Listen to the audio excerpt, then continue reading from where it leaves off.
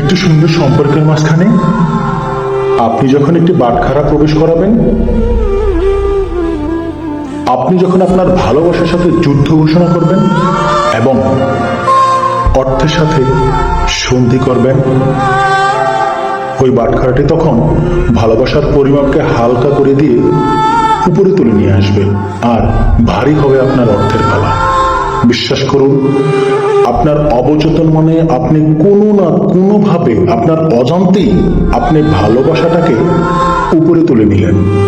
অপরদিকে আপনার ভিতরে থাকা নরপশু অর্থ পিপাসু সেই বাহ্যিকভাবে অর্থের রূপ নিয়ে বাটখারাটিকে নিচে ঠেলে দিল।